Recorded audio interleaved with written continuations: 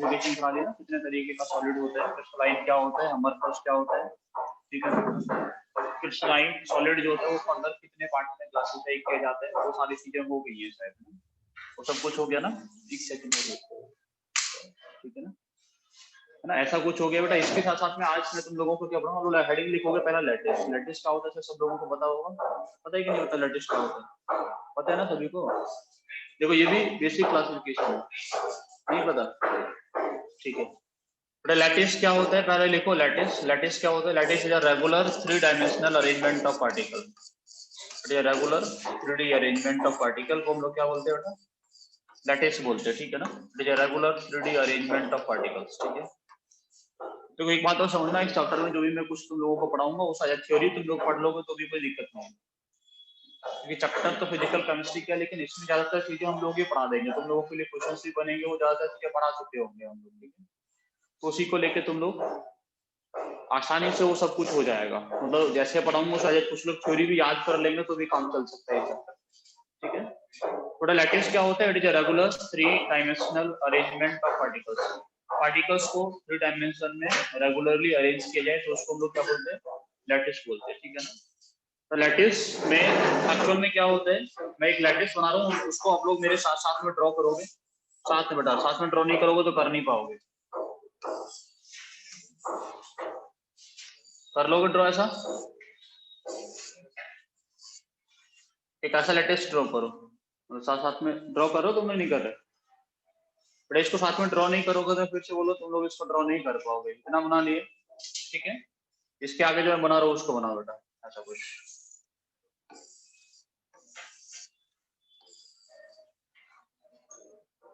तुम लोगों को दिख रहा है क्या बनाया मैंने, इसके आगे बनाओ बेटा।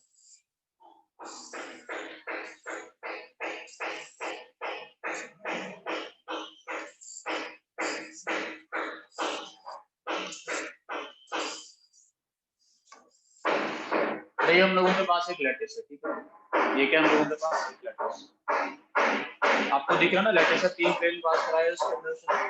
इसमें क्या होगा, कुछ कांस्टेंट पार्टिकल्स होगा, पार्टिकल्स कहाँ पे देखो, ये वाला एक पार्टिकल, ये सब पार्टिकल्स, ये क्या है हम लोगों ने कुछ पार्टिकल्स पढ़ा, ठीक है।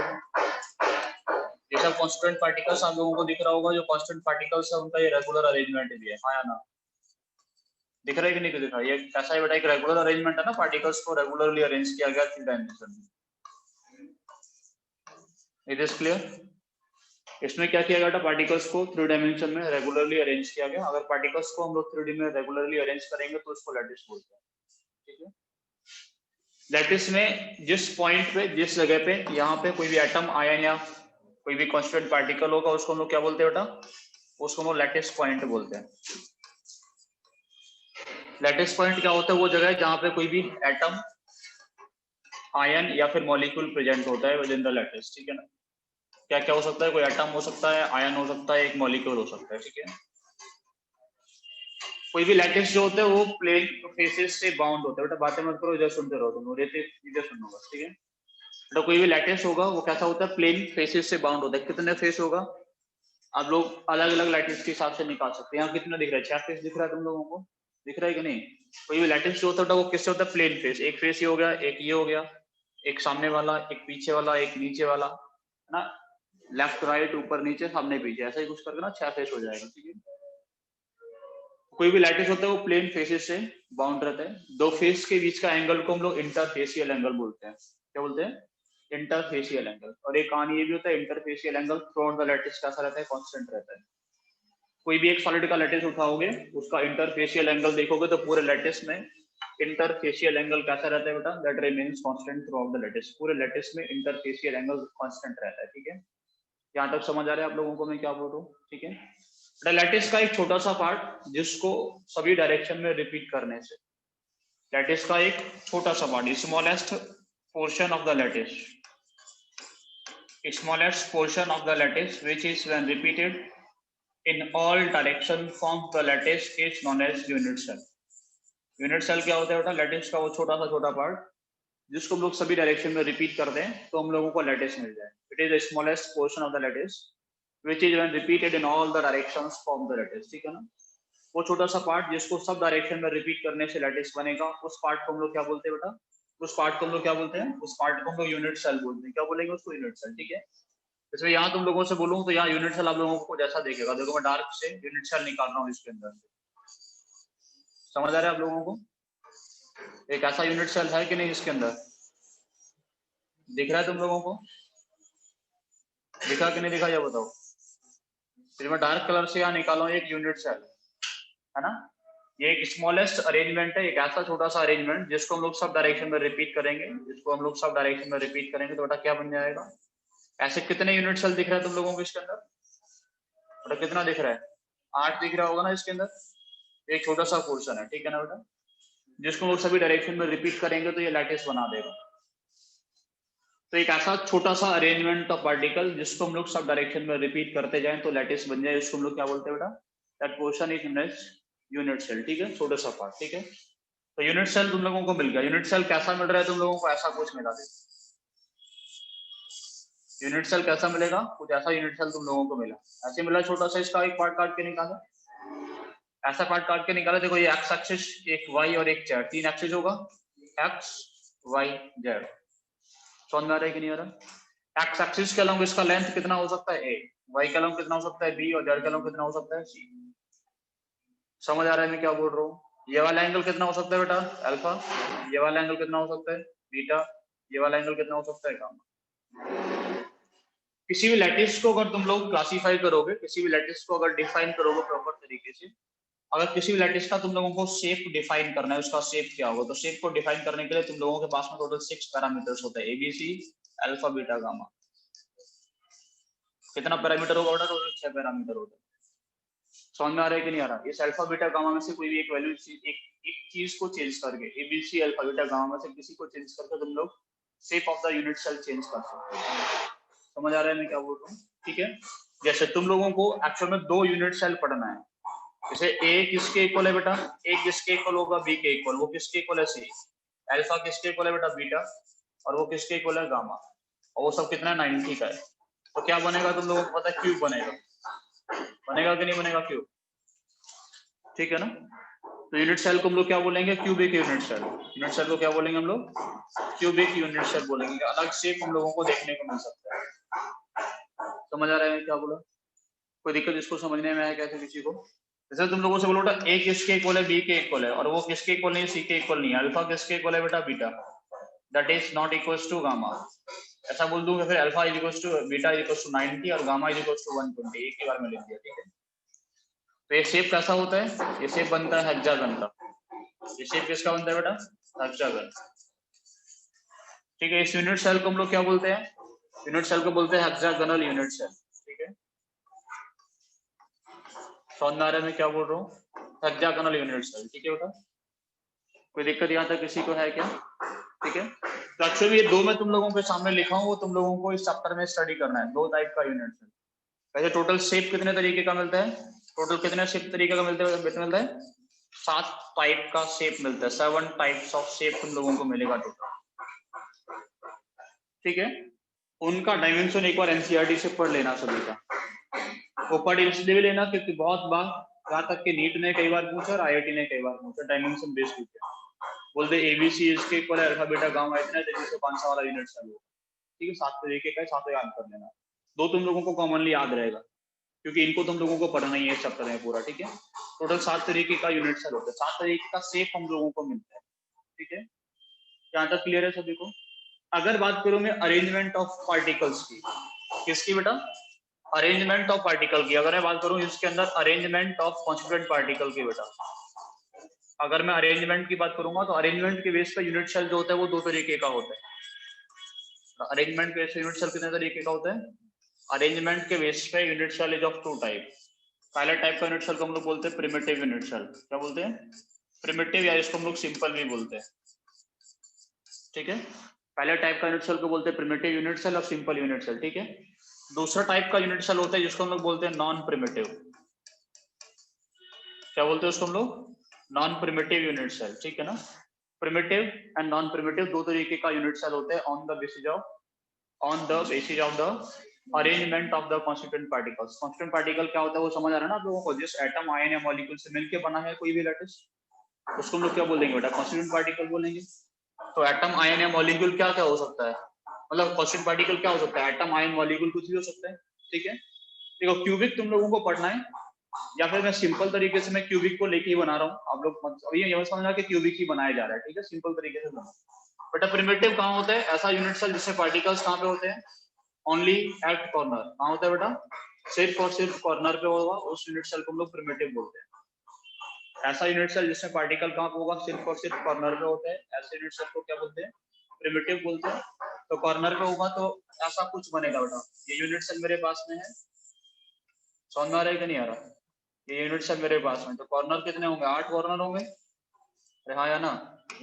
तो सभी कॉर्नर पे एक एक पार्टिकल प्रेजेंट होता है। एक पार्टिकल यहाँ पे, एक इधर, एक इधर, एक इधर, सभी कॉर्नर पर अगर एक एक पार्टिकल प्रेजेंट हो तो उसको लोग क्या बोलते हैं बेटा? प्रिमिटिव यूनिट सेल बोलते हैं, ठीक है। नॉन प्रिमिटिव में पार्टिकल्स कहाँ कहाँ पे होंगे बेटा? कॉर्नर पे तो होगा ही, कॉर्नर के साथ साथ में अदर साइड्स पे भी होते हैं, है ना। In case of non primitive unit cell particles कहाँ पे होगा? At other sides, at other sides along with corner. कहाँ कहाँ पे होगा बेटा?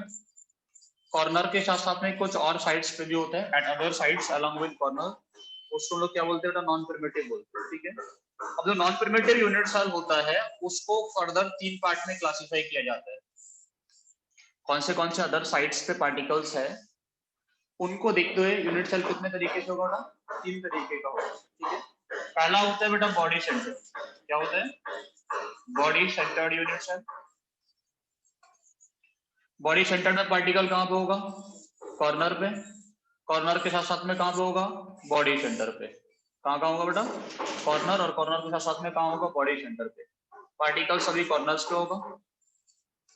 कॉर्नर के साथ साथ में कहाँ पे होगा बेटा? बॉडी के सेंटर पे होगा। एक पार्टिकल यहाँ पे भी रखा होगा, जिसको हम लोग क्या बोलेंगे बेटा? बॉडी सेंटर्ड यूनिट सेल बोलेंगे, ठीक है। दूसरे टाइप का हम लोगों के पास में क्या होता है बेटा? दूसरे टाइप का होता है फेस सेंटर्ड। तो फेस सेंटर्ड में पार्टिकल कहाँ पे होगा बेटा? फेस सेंटर्ड होगा। फेस सेंटर में पार्टिकल कहाँ होगा? कॉर्नर, और कॉर्नर के साथ साथ में कहाँ पे होगा? फेस के सेंटर पे। कितना फेस होता है? 6। सभी के सेंटर पे होगा। समझ आ रहा है मैं क्या बोल रहा हूँ? कोई दिक्कत किसी को है क्या इसको समझने में? किसी को नहीं है ना? ठीक है, ठीक है बेटा, इतना तुम लोगों को समझ में आ रहा है ना? तो फेस सेंटर्ड क्या होगा, बॉडी सेंटर्ड क्या होगा, ऐसा कुछ, ठीक है। Yes sir. क्या होगा? फेस सेंटर में पार्टिकल कहाँ होगा? फेस के सेंटर अलोंग विद कॉर्नर। तो ये कॉर्नर्स पे हो गया पार्टिकल, और कॉर्नर के साथ साथ में कहाँ होगा? कॉर्नर के साथ साथ में फेस के सेंटर पे भी होगा। देखो ऊपर वाला फेस, नीचे वाला फेस, लेफ्ट वाला फेस, राइट वाला फेस, पीछे वाला फेस, ये वाला है ना? ये फेस दिख रहा है तुम लोगों को? इस वाले फेस का सेंटर और ये सामने वाला फेस इसका सेंटर, ठीक है। तो टोटल कॉन्स्टिट्यूएंट पार्टिकल कितने हो जाएंगे इसमें? 8 कॉर्नर और 6 फेस, टोटल 14 कॉन्स्टिट्यूएंट पार्टिकल होते हैं, है ना। समझ आ रहा है कि नहीं आ रहा? तो इसमें पूछे इसमें कॉन्स्टिट्यूएंट पार्टिकल कितना होगा? तुम लोग बोलोगे कितना होगा बेटा? 8। इसमें कॉन्स्टिट्यूएंट पार्टिकल कितना होगा? तुम लोग बोलोगे 9। लैटिस पॉइंट कितना होगा? 9, है ना। इसमें बेटा कॉन्स्टिट्यूएंट पार्टिकल लैटिस पॉइंट कितना होगा? तुम लोग बोलोगे 14, ठीक है। लैटिस पॉइंट भी इसी को बोलते हैं। लैटिस पॉइंट्स कितने हैं? जहां जहां पे एटम्स, आयन या मॉलिक्यूल प्रेजेंट है, ठीक है। पर तीसरे टाइप का जो यूनिट सेल होता है उसको हम लोग क्या बोलते हैं? उसको हम लोग बोलते हैं एंड सेंटर्ड। क्या बोलते हैं? And centre. But and centre में पार्टिकल कहाँ पे होगा? एंड सेंटर में जो पार्टिकल होता है at one set of opposite face, at one set of opposite face along with corner, at one set of opposite face along with corner. समझ में आ रहा है मैं क्या बोल रहा हूँ बेटा? At one set of opposite face along with corner. Corner के साथ साथ में कहाँ होगा बेटा? एक सेट ऑफ अपोजिट फेस पे भी होता है, one set of opposite face. ये तो रूम के अंदर कितने सेट ऑफ अपोजिट फेस हैं? 3 सेट है ना बेटा। ऊपर नीचे वाला एक सेट, लेफ्ट राइट वाला एक सेट, आमने सामने और पीछे वाला एक सेट। समझ में आ रहा है कि नहीं आ रहा? कितने सेट ऑफ अपोजिट फेस होते हैं? 3। उनमें से किसी एक सेट पे होगा। एक सेट पे होने का मतलब क्या है बेटा?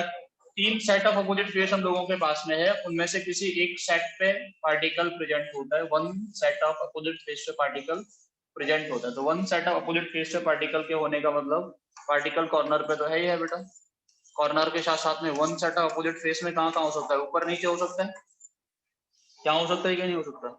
आप लोग चाहो यहाँ ना रखें तो किस पे हो सकता है बेटा, इन दोनों फेस पे हो सकता है।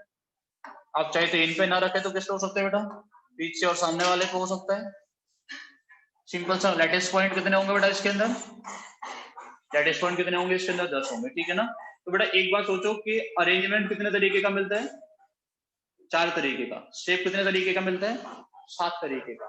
समझ में आ रहा है मैं क्या बोल रहा हूँ। अरेंजमेंट कितने तरीके का मिलता है, अरेंजमेंट 4 तरीके का मिला। सिर्फ कॉर्नर पे, कॉर्नर साथ में बॉडी सेंटर, साथ में फेस सेंटर, साथ में one setup opposite face. Shape कितने तरीके का मिला था, शेप था 7 तरीके का।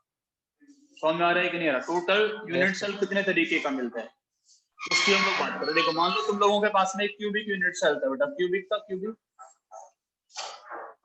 अब सुनो पहले मेरी बात, बाद में लिखना, ठीक है बेटा। क्यूबिक यूनिट सेल मान लो तुम लोगों के पास में है, तो क्यूबिक यूनिट सेल में पार्टिकल कहाँ पे मिल सकता है, कॉर्नर पे मिल सकता है। तो इसको क्या बोल दोगे, सिंपल क्यूबिक या प्रिमिटिव क्यूबिक बोल दोगे। अरे हाँ या ना।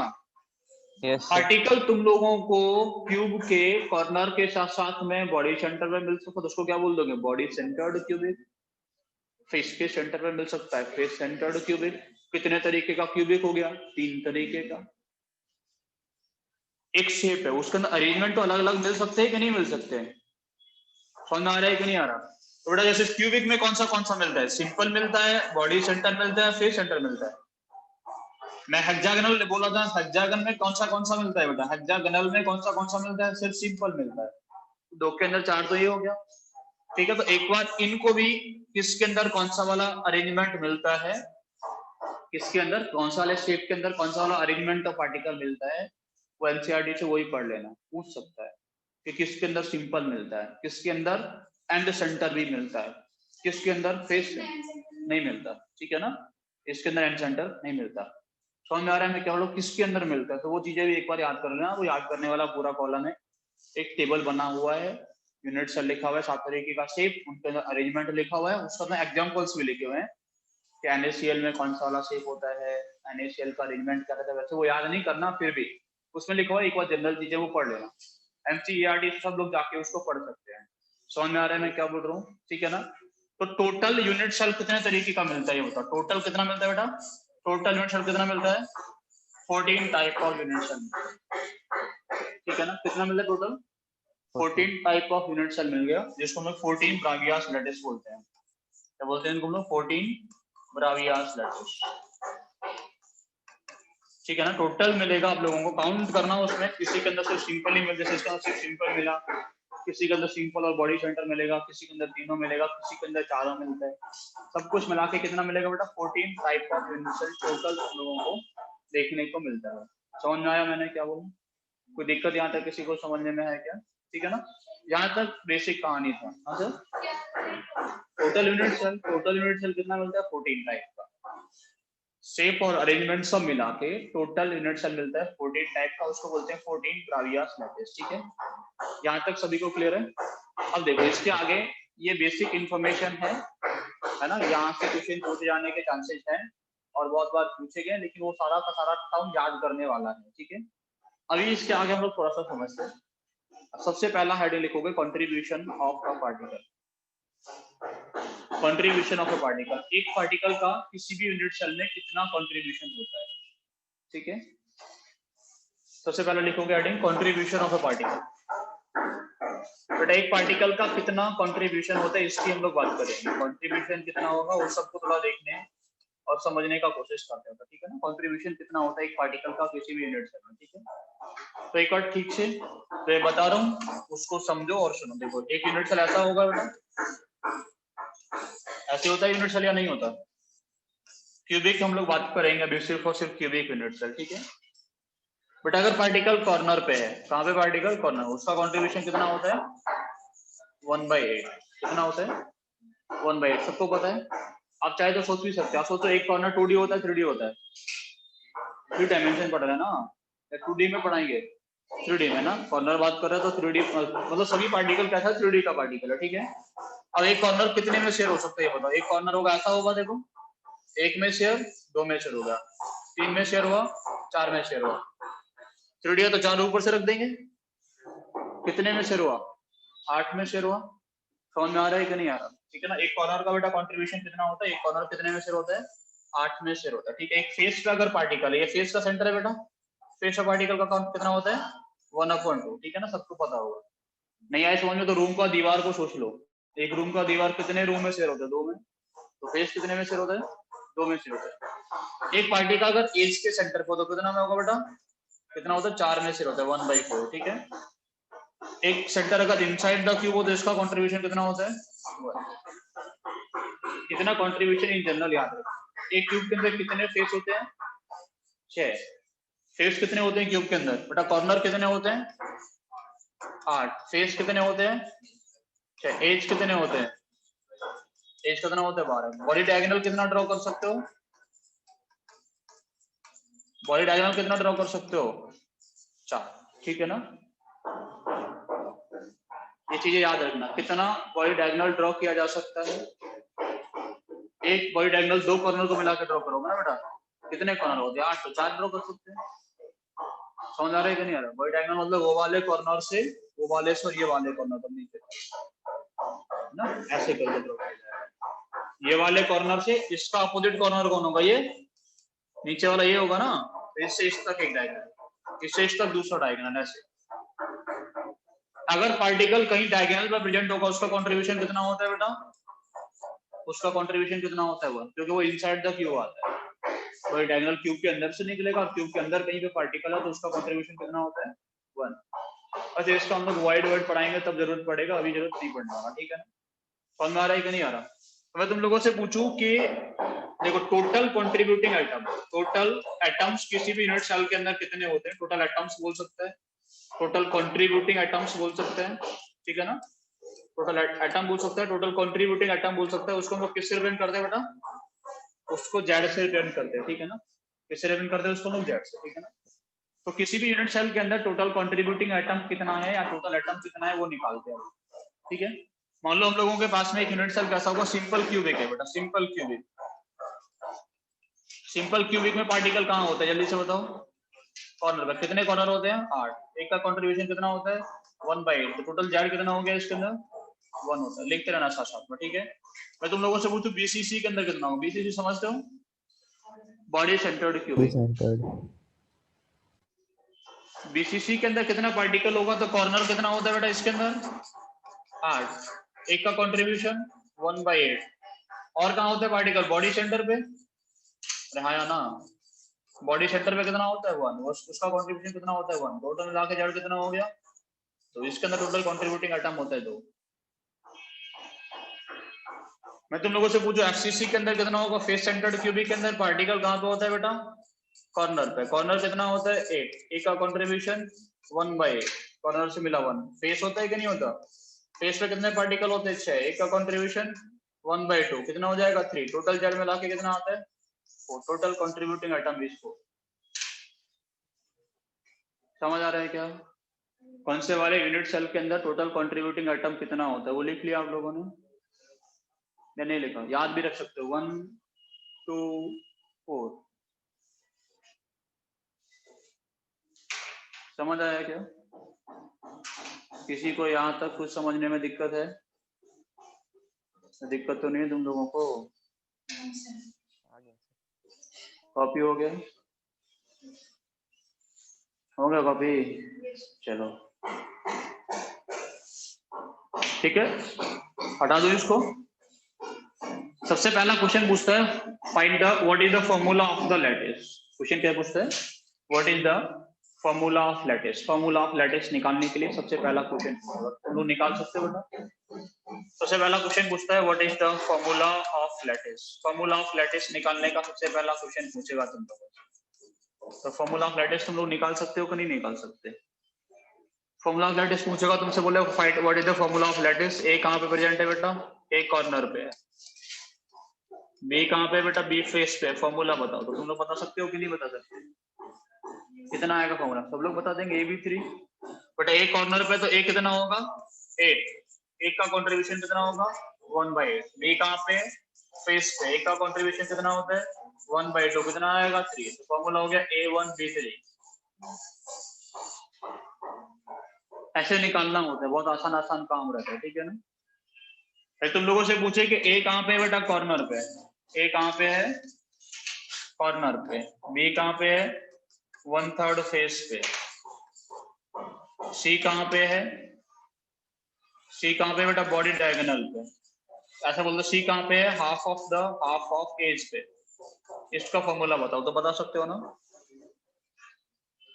ए कॉर्नर पे तो कॉर्नर कितना होगा 8 एक का कंट्रीब्यूशन 1/8 कितना निकल के आया 1 फेस कितना होता है 6 उसमें से कितने प्रेजेंट है बेटा 1/3 पे एक का कंट्रीब्यूशन कितना होता है 1/2 कितना मिला 1 समझ में आया कि नहीं आया बेटा कितना फेस 6 कितने पे प्रेजेंट है उनमें से 1/3 एक का कंट्रीब्यूशन 1/2 कितना निकल के आया 1 अरे सभी फेस पे प्रेजेंट था क्या 1/3 पे था ना 6 में से कितने 2 पे 1/3 मतलब 2 पे ही ना ठीक है आधा एज पे एज कितना होता है बेटा 12 उसमें से कितने पे प्रेजेंट है 1/2 एक का कंट्रीब्यूशन कितना होता है 1/4 कितना आएगा बेटा ये 3/2 यस सर नो सर तो फॉर्मूला क्या बनेगा बेटा A1 B1 C 3/2 simple form में लिखो तो क्या लिखा जाए A2 B2 C3 समझ आया या नहीं आया कोई दिक्कत है किसी को इसको समझने में सिंपल सिंपल फॉर्मूला निकालने को बनता है ठीक है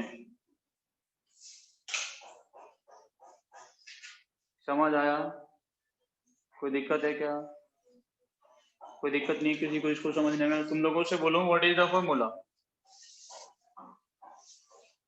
तुम लोगों से बोले फॉर्मूला क्या होगा ए कहाँ पे है बेटा कॉर्नर पे बी कहाँ पे है फेस पे if one corner is missing तो फॉर्मूला क्या होगा मतलब इस रूम के कॉर्नर पर एक किसी ने आके उड़ा दिया तोड़ दिया तो कैसे निकालोगे फॉर्मूला निकाल सकते हो कि नहीं ए कहाँ पे था ए कहाँ पे था बेटा कॉर्नर पे कॉर्नर कितना होता है 8 एक मिसिंग तो कितना बचा 7 एक का कंट्रीब्यूशन 1/8 एक कितना आएगा सिंपल मिसिंग है तो माइनस कर दो है नहीं हमारे पास में कितना है 7 कॉर्नर है बी कितना होगा बेटा बी कहाँ पे है फेस का कंट्रीब्यूशन 1/2 कितना हो गया 3 तो फॉर्मूला A 7/8 B 3 तो सिंपल क्या आएगा बेटा A 7 B 24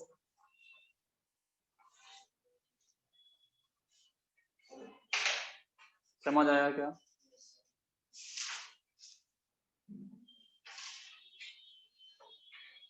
कोई दिक्कत नहीं है ना तो मैं आया समझिए दूसरा क्वेश्चन तुम लोगों से पूछे ए कहाँ पे है ए कॉर्नर पे ए कहाँ पे है बेटा कॉर्नर पे बी कहाँ पे है बी फेस पे बी कहाँ पे बेटा बी फेस पे पूछे 2 केस लगा दिया वन कॉर्नर इज मिसिंग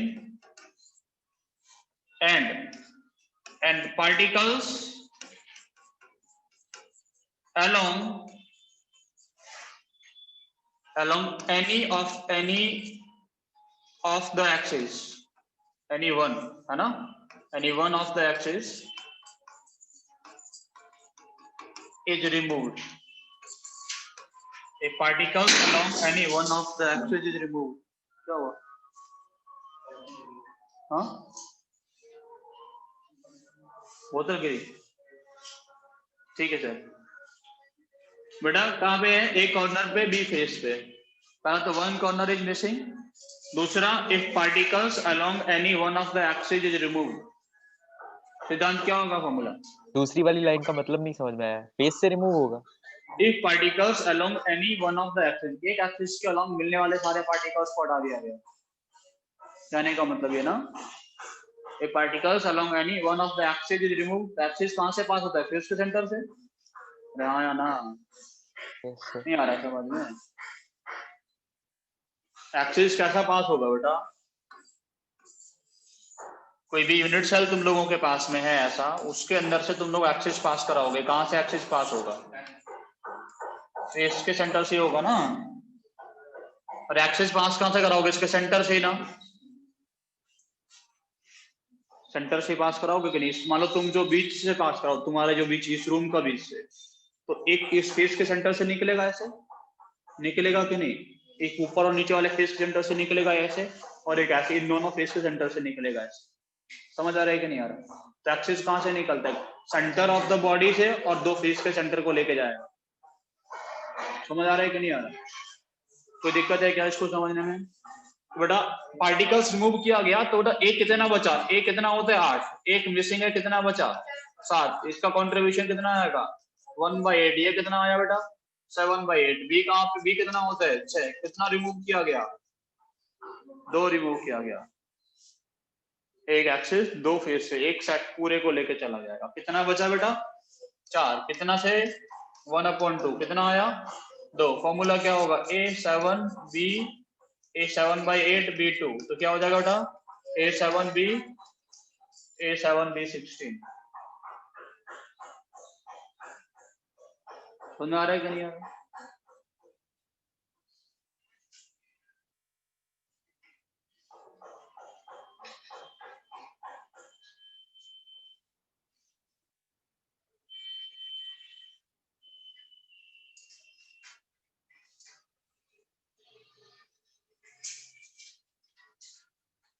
कर लोगे ऐसे क्वेश्चन? कोई दिक्कत तो नहीं आएगी तुम लोगों को? बेटा हर क्वेश्चन को करने के लिए थोड़ा थोड़ा सोचना पड़ेगा, ठीक है? तुम लोगों से पूछे कि ए कहाँ पे बेटा, तुम लोगों से बोले ए कहाँ प्रेजेंट है? कॉर्नर एंड बॉडी सेंटर पे प्रेजेंट है। कहाँ कहाँ प्रेजेंट है बेटा? कॉर्नर और बॉडी सेंटर पे। बी कहाँ पे प्रेजेंट है बेटा? फेस सेंटर पे प्रेजेंट है। बी कहाँ पे? फेस सेंटर पे। इफ तुम लोगों से पूछे, पहले पूछे फाइंड फॉर्मूला, सबसे पहला क्वेश्चन निकाल सकते हो कितना आएगा? ए भी करिए आएगा क्या, है ना, पहला बिट। दूसरा तुम लोगों से पूछे find formula if particles find formula if particles along one body diagonal are removed, along one body diagonal are removed। तो बस ये तुम लोगों को थोड़ा सा इसमें आइडिया रखना है कि पार्टिकल कौन कहाँ कैसे पड़ता है। if particles along one body diagonal are removed, तो निकाल सकते कि नहीं निकाल सकते? एक बॉडी डायगोनल के अलॉन्ग पार्टिकल को हटा दिया गया। तो पहले वाला फॉर्मूला बताओ, पहले क्या आएगा? सिंपल वाला, पहले वाला केस। बिट 1 का आंसर क्या आएगा बेटा? क्या? A2 B3। बेटा ए कहाँ पे है? कॉर्नर पे। कॉर्नर कितना होता है? 8। उसका कॉन्ट्रीब्यूशन 1/8। और कहाँ पे बेटा? बॉडी सेंटर पे उसका कॉन्ट्रीब्यूशन 1। तो टोटल मिला के ए हो गया 2। बी कहाँ पे बेटा? फेस के सेंटर पे 6 होता है, और उसका आधा कितना आएगा बेटा? 3। तो फॉर्मूला हो जाएगा A2 B3। आया ना? अगर एक बॉडी डायगोनल के अलॉन्ग पार्टिकल को रिमूव करोगे, कौन कौन जाएगा? 2 कॉर्नर जाएंगे, एक बॉडी सेंटर जाएगा। 2 कॉर्नर जाएंगे, एक बॉडी सेंटर जाएगा। आया ना? 2 कॉर्नर जाएंगे, एक कितना बचेगा? 6 कॉर्नर बचेगा। एक का कॉन्ट्रीब्यूशन 1/8। कितना आएगा बेटा? ये 2 कितना आएगा बेटा? 3/4। बॉडी सेंटर तो गया ही गया। तो बॉडी सेंटर कितना था? गया ना, 0 बचा कि नहीं बचा? समझ में आ रहा है कि नहीं आ रहा? पूरा लिखूं क्या? 8 कॉर्नर होता है, 2 चला गया, 6 बचा, एक का कंट्रीब्यूशन 1/8। कितना हो गया? 2/4। एक बॉडी सेंटर होता है, वो भी चला गया, 0 आएगा। बी जितना था उतना ही रहेगा बेटा, 6। एक का कंट्रीब्यूशन 1/2, ये 3। तो फॉर्मूला क्या बनेगा बेटा? A2/4 B3। A 3/2 था, 2/2 था, ऐसे ही कुछ था ना? समझ आ रहा है कि नहीं आ रहा? तो बेटा क्या आएगा फॉर्मूला? क्या आएगा फॉर्मूला? AB4। ये तो कॉमन है, समझ में आ रहा है? हाँ हाँ, तो AB4 ही तो हो गया। A3 AB12 मतलब AB4। ठीक है, ये चीजें तुम लोगों को समझ में आ रही हैं?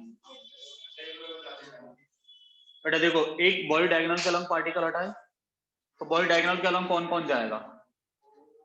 एक तो बॉडी सेंटर जाएगा, एक ये कॉर्नर जाएगा, एक ये कॉर्नर जाएगा। कॉर्नर कितने होते हैं? 8। कितने चले गए? 2। कितने बचे? 6। बॉडी सेंटर कितना होता है बेटा? बॉडी सेंटर कितना होता है? 1। वो भी चला गया, कितना बचा? 0। तो कॉर्नर बचा 6, बॉडी सेंटर बचा 0। कॉर्नर का कंट्रीब्यूशन होता है 1/8, तो ये आ गया 3/4। इन दोनों पोजीशन पे कौन प्रेजेंट था? ए। तो ए आ गया 3/4 दोनों से मिला के। और बी कहाँ पे था? फेस के सेंटर है। फेस के सेंटर में कोई चेंज आया? नहीं आया। 1/2 इट इज 3। तो फॉर्मूला आया ए 3/4 बी 3। ए बी 4 3 कॉमन आ गया, सिंप्लीफाई करके लिख दिए। ठीक है, तो बस ये सोचना है तुम लोगों को, सही से पता होना चाहिए कौन सा वाला पार्टिकल कहाँ किधर कैसे बढ़ता है। समझ आया कि नहीं आया? हाँ सर, कहाँ आप लगाया? हाँ, कहाँ है आप? हाँ तो ये 1 ही तो है, टोटल मिला के बेटा 2 हो रहा है ये। आप नहीं लगाए, ऐड किए बेटा वो। तो A2 लिखे देखो। ठीक है, समझ आ रहा है यहाँ तक? फॉर्मूला ऑफ लैटिस निकालने में कोई समस्या नहीं होगी ना तुम लोगों को? नहीं आ रहा समझ में? क्या किया है? आ गया सर। क्या नाम है इसका? वही नहीं, क्या दिक्कत हो गई? A 3/4 B 3, तो कॉमन क्या आ रहा है? 3 को उड़ा दें। सिंपलेस्ट फॉर्म लिखना है तुम लोगों को। सिंपल फॉर्म, फॉर्मूला मतलब क्या लिख, सिंपल फॉर्म लिखोगे ना? अरे हाँ या ना? A2 B2 हो उसको AB लिख दें। मतलब सोचो तुम लोगों को एम्पिरिकल फॉर्मूला लिखना है, जानते थे? एम्पिरिकल बोल लो, इंपेरिकल क्या बोलते हो तुम, जो भी बोलते हो। ठीक है, सब कॉमन वॉमन को हटा के लिखते थे कि नहीं लिखते थे? वो हटा के लिख दो। ठीक है, अब सुनो बेटा, नेक्स्ट लिखो relation between A and are.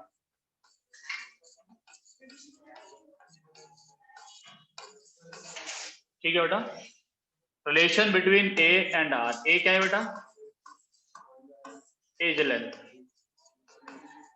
Are क्या है? Radius of CP. क्या बेटा? रेडियस ऑफ सीपी मतलब सी मतलब कनॉट प्लेस है, कॉन्स्टिट्यूएंट पार्टिकल। सीपी मतलब बेटा कॉन्स्टिट्यूएंट पार्टिकल। ठीक है ना, एटम, आयन, मॉलिक्यूल जो भी उधर प्रेजेंट होगा वो। अब देखो ठीक से सुनना समझना बेटा, मैं सिंपल क्यूबिक के अंदर निकालूंगा पहले। किसके अंदर? सिंपल क्यूबिक के अंदर क्या रिलेशन रहेगा वो निकालूंगा। सिंपल क्यूबिक कैसा दिखता है ये बताओ। सिंपल क्यूबिक ऐसा दिखता है, देखो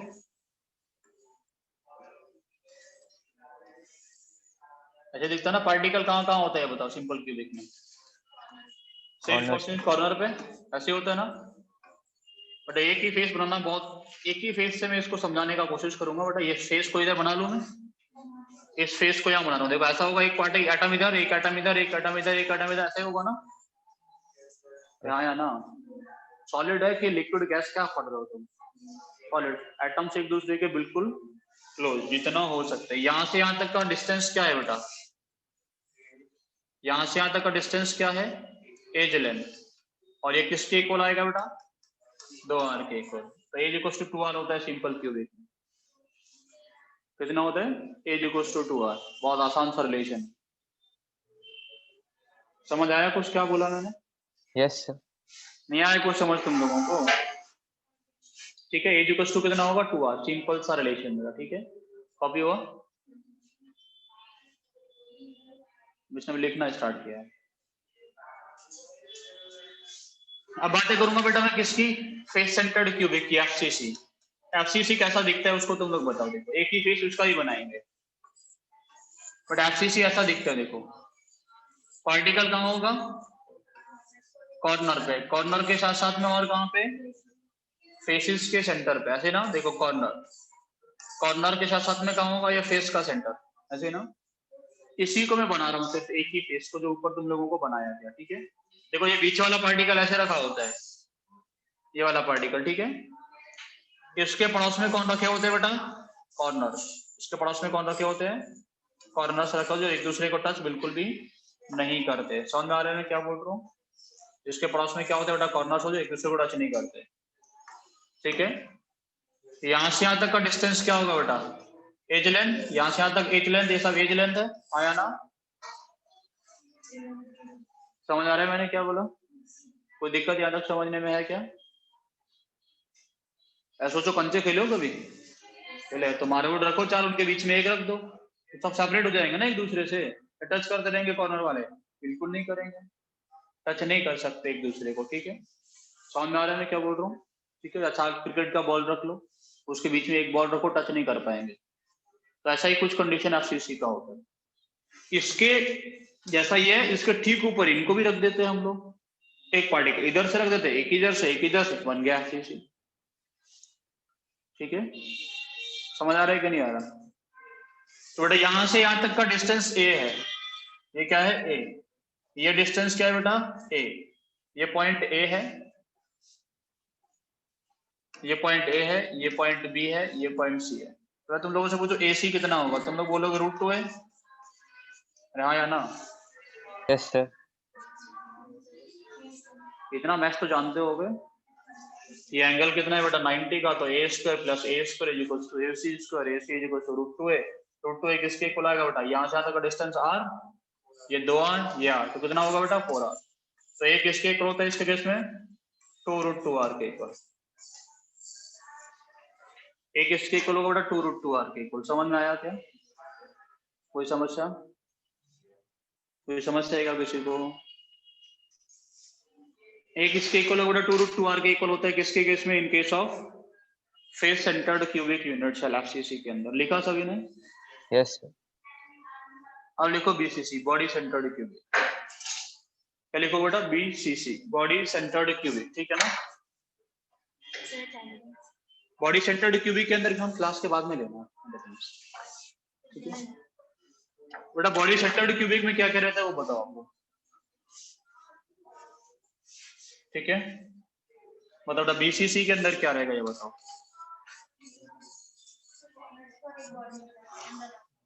बॉडी सेंटर्ड क्यूबिक में क्या रहेगा, पार्टिकल कहाँ रहेगा बेटा, कॉर्नर पे, कॉर्नर खास में बॉडी के सेंटर पे होता है, तो मुझे पूरा बनाना पड़ेगा होगा ना, तभी जाकर तुम लोग समझ पाओ।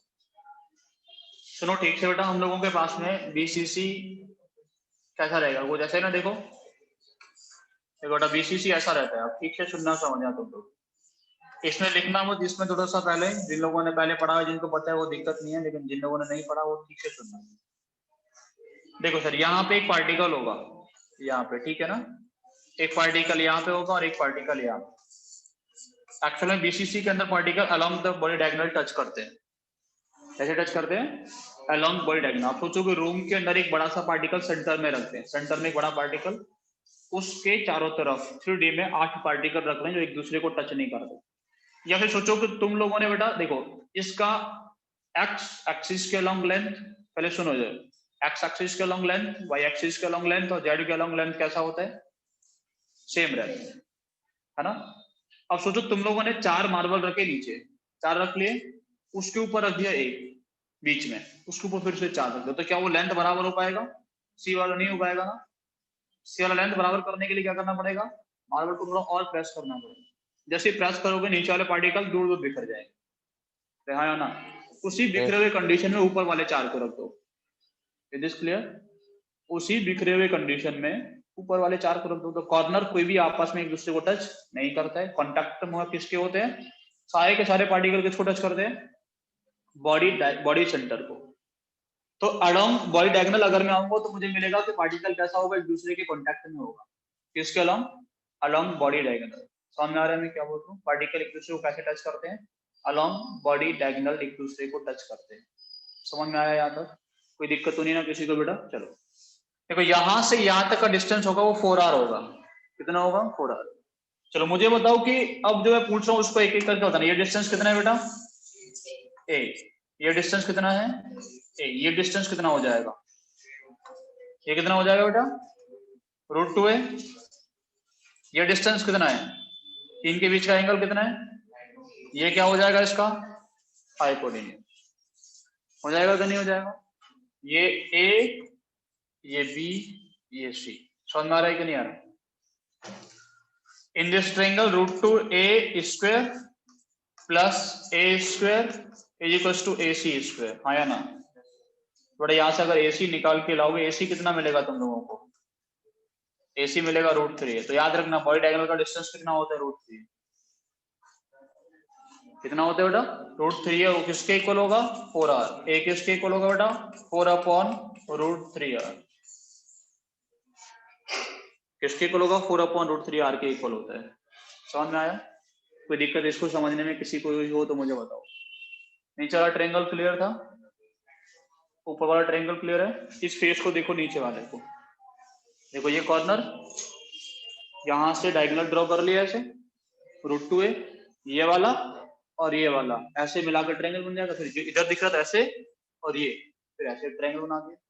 समझ आ रहा है कि नहीं आ रहा, ये तो 4 आ रहा है ना ऐसे करके, यहाँ से यहाँ तक का डिस्टेंस 4, ये a है और ये √2 है। तो यही हम लोग √2a बनाए। जब तुम लोग जिस प्लेन में बैठे हो वो √2 है, और तुम लोगों के कोई भी एक को उठा लो वो a, हम लोग बना दिए। ठीक है, समझ में आया यहाँ तक, किसी को कोई दिक्कत तो नहीं बेटा इसको समझने में, ठीक है, क्लियर है। अब देखो ए और आर का रिलेशन मिल गया, तो हेडिंग लिखो पैकिंग एफिशिएंसी। ए और आर का रिलेशन मिल गया ना।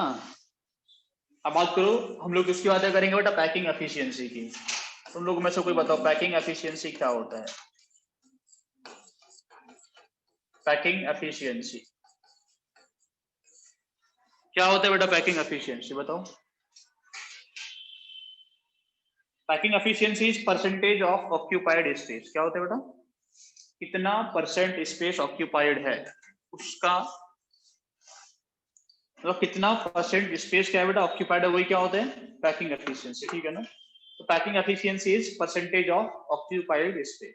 समझ में आ रहा है मैंने क्या बोला, पैकिंग एफिशिएंसी क्या होता है, packing efficiency is percentage of occupied space. ठीक है, परसेंटेज निकाल सकते हो, you can calculate fraction of the occupied space, fraction of occupied space, उसको हम लोग क्या बोल देंगे, या फ्रैक्शन निकालोगे तो उसको हम लोग बोल देंगे पैकिंग फ्रैक्शन।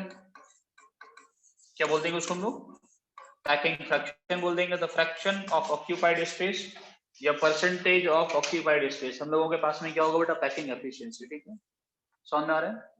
देखो एक्चुअल में क्या है, जब एटम्स को तुम लोग किसी भी यूनिट सेल में रखते हो, एटम्स को अगर किसी भी यूनिट सेल में रखोगे तो कुछ जगह खाली बचेगा कि नहीं बचेगा, क्या बचता है कि नहीं। ये स्पेस तुम लोगों को दिख रहा है खाली है, यस इसको क्या बोलते हैं बेटा हम लोग, इसको बोलते हैं वॉइड। इसको क्या बोलते हैं बेटा, वॉइड। तो कुछ जगह खाली है, कुछ जगह भरा हुआ है, तो परसेंटेज निकालेंगे भरे हुए जगह का। भरे हुए जगह का जो परसेंटेज होगा उसको हम लोग क्या बोलेंगे, उसको पैकिंग एफिशिएंसी बोलेंगे। समझ आ रहा है कहीं यार, पैकिंग एफिशिएंसी होता क्या है, packing efficiency is volume occupied by constituent particle divided by volume of unit cell, हाँ या ना, volume of unit cell into क्या कर देंगे बेटा 100। अगर 100 से ना इंटू करें तो हम लोगों को क्या मिल जाएगा, पैकिंग फ्रैक्शन। अगर 100 से इंटू ना किए होते तो बेटा क्या मिल जाता हम लोगों को, पैकिंग फ्रैक्शन मिल जाता है। बेटा जो लोग जो ऑनलाइन बैठे हैं, तुम लोगों को आज व्यू ज्यादा अच्छा है या पहले ज्यादा अच्छा आता था, ज्यादा अच्छा है। ये कलर अच्छे है, ठीक है ना। वैसे जो सर रिफ्लेक्शन बहुत कम आ रहा है ना, मैं बीच में आता हूँ कभी कभी आ रहा है थोड़ा बहुत ना, हाँ सर ये सही है। यस सर, बाकी ठीक। है ना। हाँ ठीक है, वो तो बेटा थोड़ा बहुत रहेगा, क्योंकि थोड़ा और लाइट हम लोग पढ़ाएंगे तो सब हो जाए, है ना। यहाँ तक क्लियर है ना सब कुछ, कोई दिक्कत नहीं है ना इसको समझने में, ठीक है बेटा। तो volume occupied by CP upon volume of unit cell into 100 को हम लोग क्या बोलेंगे बेटा, पैकिंग एफिशिएंसी। ठीक है, अब देखो एक कांस्टेंट पार्टिकल का वॉल्यूम कितना होगा, सीपी का वॉल्यूम कितना होगा, जल्दी से बताओ बेटा। कांस्टेंट पार्टिकल का वॉल्यूम क्या होगा, 4/3 पाई आर क्यूब, या ना। यस सर, तो टोटल पार्टिकल कितने होते हैं किसी भी यूनिट सेल में, टोटल कांस्टेंट पार्टिकल कितने होते हैं बेटा, वो जेड होते हैं। तो total volume occupied by constant particle कितना हो जाएगा, टोटल उधर ही लिख दो बेटा। और बेटा ए क्या होता है, ए क्या होता है, एज लेंथ, है ना। ए क्या है, अगर एज लेंथ है तो ए क्यू क्या हो जाएगा, ए क्यू क्या हो जाएगा, वॉल्यूम ऑफ यूनिट सेल, आया ना, यस सर नो सर, ठीक है ना।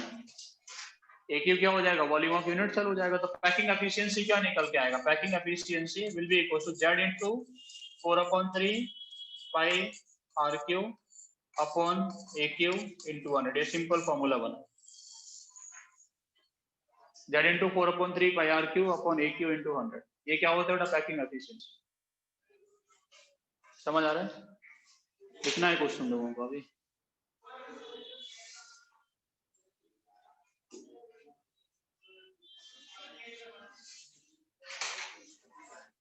लिखा तुम लोगों ने इसको या नहीं लिखा अभी तक?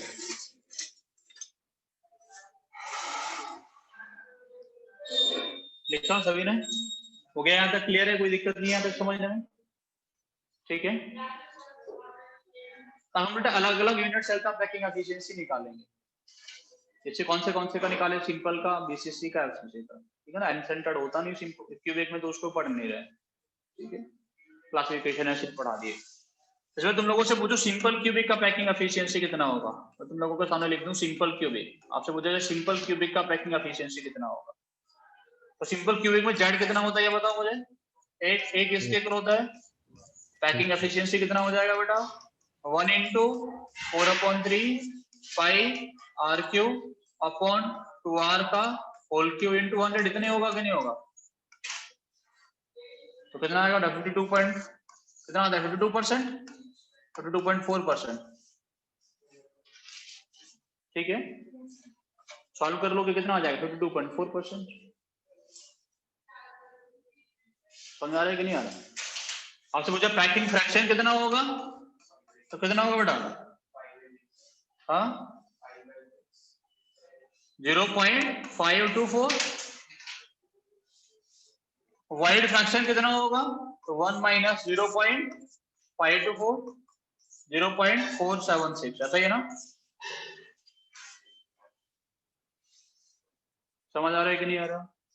सिंपल क्यूबिक सभी को क्लियर है बेटा? क्लियर है कि नहीं, कोई दिक्कत? जेड कितना होता है, ए और आर का क्या रिलेशन होता है, वो पहले बता चुका कि नहीं बताया? सबको बता दिया है, हाँ या ना? सर सबको बताया हुआ है, ठीक है। ये तो पहले बता ही दिया। पैकिंग फ्रैक्शन समझ में आ गया सभी को, कैसे निकाला सिंपल क्यूबिक का? तुम लोगों से बोलो बेटा BCC का निकालते, किसका निकालते हम लोग, BCC, बॉडी सेंटर्ड क्यूबिक का निकालते पैकिंग फ्रैक्शन। तो BCC के अंदर बेटा जेड कितना होता है ये बताओ, जेड कितना होता है, 2 होता है। ए कितना होता है बेटा, 4/√3R, आया ना? पैकिंग एफिशिएंसी निकालोगे कितना आएगा, 2 into 4/3 pi RQ upon 4/√3R का होल क्यूब इंटू 100। सॉल्व कर लोगे इसको, यू विल फाइंड इट 68%। कितना आएगा बेटा, 68%। तो जो पैकिंग फ्रैक्शन कितना हो गया, पैकिंग फ्रैक्शन कितना बोलोगे, 0.68। वाइड फ्रैक्शन कितना आ जाएगा बेटा, 0.32। Packing fraction 0.68, wide fraction 0.32। समझ आ रहे हैं? अगर तुम लोगों का सॉल्व करने पे 68% ना आए तो दोबारा सॉल्व करो, फिर ना तो फिर सॉल्व करो, आएगा 68। ठीक है, याद कर लो, क्या दिक्कत है? कैलकुलेट थोड़ी तुम्हें करके दिखाना है, स्कूल का एग्जाम थोड़ी देके जाना है, याद करना ही सफिशिएंट है। तो बोल रहे इस चैप्टर का थ्योरी पढ़ लेना ठीक से। मैं तुम लोगों से बोला हम लोगों के पास में क्या है बेटा, FCC face centered cubic unit cell, FCC का निकालते हैं। हाँ सर,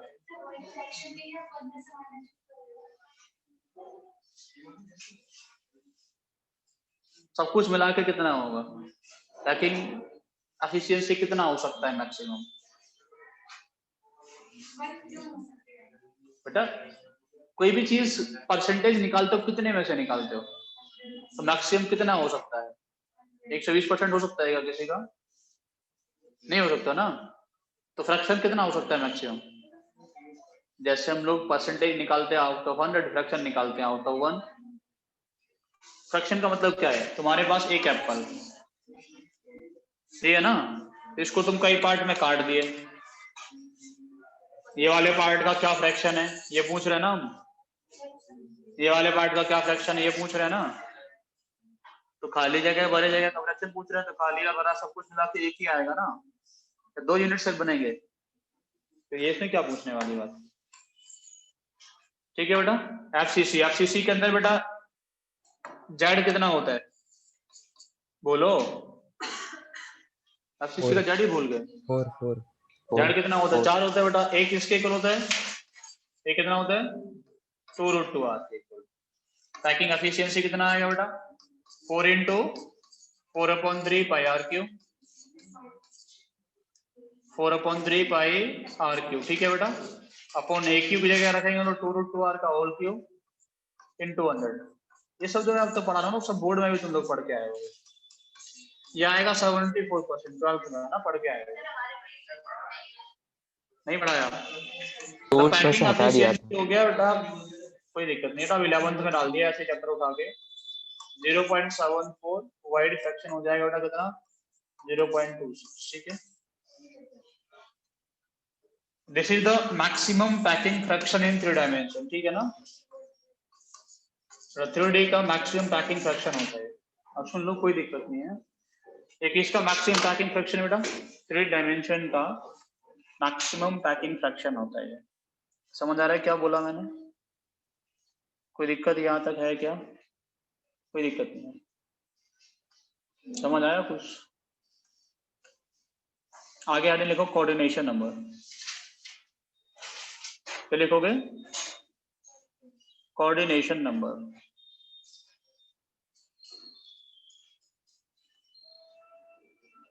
कोऑर्डिनेशन नंबर क्या होता है, it is the number of first nearest neighbour, पहला पड़ोसी। ठीक है ना, कोऑर्डिनेशन नंबर कुछ ना कुछ तुम नीचे फेंकते रहोगे। It is the number of first nearest neighbour, बेटा पहला पड़ोसी कितना है किसी भी यूनिट सेल के अंदर, उसको हम लोग क्या बोलते हैं कोऑर्डिनेशन नंबर बोलते हैं।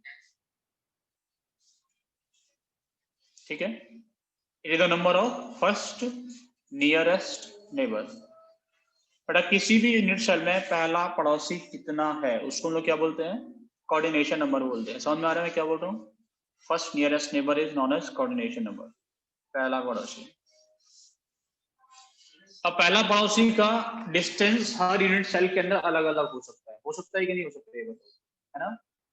जैसे तुम लोगों से सभी से पूछो कि तुम्हारा पहला पड़ोसी का डिस्टेंस हो सकता है किसी के घर के बिल्कुल साइड में घर बनाओ, किसी से 100 मीटर की दूरी पे हो, किसी से 1 किलोमीटर के आसपास में कोई घर ना हो, तो हर यूनिट सेल में अलग अलग कोऑर्डिनेशन नंबर का डिस्टेंस मिल सकता है। समझ में आ रहा है मैं क्या बोल रहा हूँ। देखो कोऑर्डिनेशन नंबर वैसे अब तक नीट में फर्स्ट यानी कोऑर्डिनेशन नंबर के अलावा कुछ और पूछा नहीं गया है, सिर्फ पहला नियरेस्ट नेबर पूछा गया है, उसके आगे दूसरा तीसरा चौथा कितना होगा वो पूछा नहीं गया। उसका मैं बेसिक आइडिया तुम लोगों को दूंगा कैसे कैलकुलेट करना है, 1-2 यूनिट सेल का बता दूंगा, बाकी तुम लोग कर लेना खुद से। ठीक है, समझ आ रहा है मैं क्या बोल रहा हूँ। उसका एक बेसिक आइडिया दूंगा कि दूसरा नियरेस्ट नेबर का गलती से पूछ लो, क्योंकि आईआईटी ने पूछा है, आईआईटी ने एडवांस में भी पूछा है। ठीक है, तो हो सकता है कि थोड़ा बहुत इधर उधर से क्वेश्चन भी थोड़ा बहुत इधर उधर आ जाते हैं कभी कभी, उसके लिए फर्स्ट नियरेस्ट नेबर तुम लोगों को पता है, second nearest neighbour, third fourth कैसे निकालते हैं, फर्स्ट भी कैसे निकालते हैं, वो सारा आइडिया मैं तुम लोगों को दूंगा। ठीक है, थोड़ा पहले बातें करेंगे कोऑर्डिनेशन नंबर क्या होता है। It is the first nearest neighbour, ऐसे है ना, first nearest neighbour, first nearest neighbour को हम लोग बोलते हैं कोऑर्डिनेशन नंबर। कोऑर्डिनेशन नंबर जो होगा उसको हम लोग बोलेंगे बेटा फर्स्ट नियरेस्ट नेबर। ठीक है ना, पहला पड़ोसी। जब कोऑर्डिनेशन नंबर की बातें करेगा तो फर्स्ट नियरेस्ट नेबर निकालोगे, सेकंड नियरेस्ट नेबर पूछेगा तो वो स्पेसिफिकली बोलेगा या तो सेकंड कोऑर्डिनेशन नंबर बोलेगा या सेकंड नियरेस्ट नेबर बोलेगा। कोऑर्डिनेशन नंबर अंडरस्टूड है कि फर्स्ट ही निकालना है हम लोगों को। ठीक है, आप चाहे तो याद कर सकते हैं कि सिंपल क्यूबिक के अंदर फर्स्ट नियरेस्ट नेबर कितना होता है 6, बीसीसी के अंदर कितना होता है 8, एफसीसी के अंदर कितना होता है 12। ठीक है ना, इतना आप याद भी कर सकते हैं। ठीक है, आप सुनो,